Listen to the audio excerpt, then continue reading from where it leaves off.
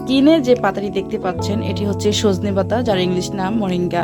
বর্তমান গবেষণায় বিজ্ঞানীরা এই পাতাকে সুপারফুড বলেছেন, কারণ এর বিশেষ বিশেষ কিছু পুষ্টিগুণ এবং উপকারিতা রয়েছে। প্রথমে আমরা জানবো এর পুষ্টিগুণ সম্পর্কে।